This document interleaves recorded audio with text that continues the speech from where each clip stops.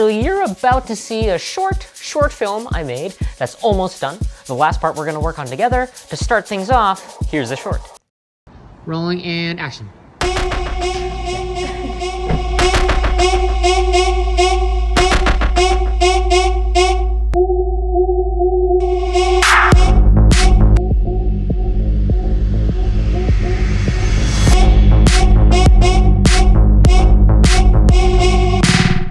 One of the things I feel like it's still missing is a little bit of texture.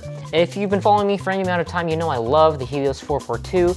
It's a notoriously imperfect lens, but highly sought after for those imperfections that also give it character. I love the look of film, but I don't have the budget for celluloid, or much less getting it developed.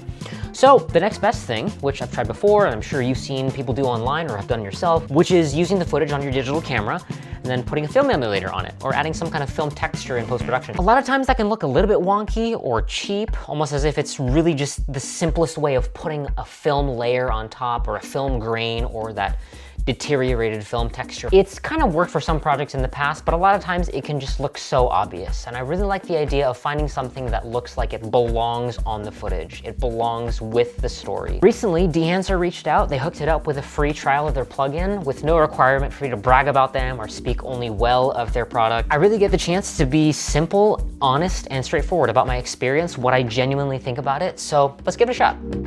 Instead of using Lumetri, which I usually use for color correction in Premiere, I want to try using the Dehancer built-in values here. Oh, my light just turned off. That's fun. Yeah, this is pretty easy and straightforward to navigate. Oh yeah, the lenses I used to film this were the Atlas Lensco anamorphic lenses. This was particularly the 36mm Mercury series lens. Really fun to use on my FX30. Next value I can mess with here, film. Oh, different film stocks. Great.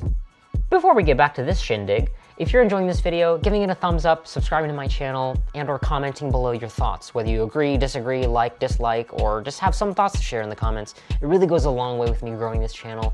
My goal is to be a full-time YouTube filmmaker, so any engagement or feedback really helps me a lot with growing this channel and getting closer and closer to that goal. So if you're watching up to this point, thanks for being part of that conversation. In the meantime, let's get back to the video. I don't know a lot about different film stocks, but I think clicking around just to see what each of these looks like to get as close to... What the heck, dude? That looks... what? Okay, I'm not acting right now. This is genuinely like the skin tones from the blue it was before to... Okay, let's keep going. Let's just mess around with... And in the end, I just want to make sure the colors match up to what I had in mind. That looks cool. Okay, back to this portrait shot of Lindsay. This is neat. I could spend hours doing this, but this video is only so long. So, wow, okay. I realize this now. There are really only three things I'm really looking for. How the film stock affects the colors. Then there's the texture, which is the, film grain. I want it to look natural enough. The next is halation. Like if there's that bloom effect when I'm shooting directly into the light or things like that. Everything else I feel like is pretty secondary. I don't have a strong opinion on. Super 8. Oh, wow. Yeah, even like looking at this, I see the edges of her dress there, and they're changing ever so slightly. That's a little more dramatic, obviously. But that's pretty dang cool. Like when I'm thinking about a movie like Kill Bill or a Christopher Nolan film where you can notice that there's like, oh, this is like shot on like really high quality film. The larger the film size with this halation, it looks like the less intense it is. This is so, I feel like a kid again while I'm editing and cycling through these options. I don't know, just having another tool to add some texture and interest to the image, like it feels fun, like I'm just playing, as opposed to thinking about what does my client need to get. Film damaged. I don't know, I don't feel like I really need that. If I was shooting a Western, this might really come in handy. Halation, oh, there's halation and bloom.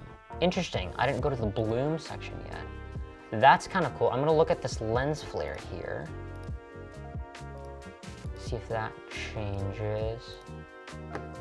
These look pretty dang similar. I think it's kind of cool that there's a halation and bloom feature, so you can really narrow down what you want it to look like. Custom.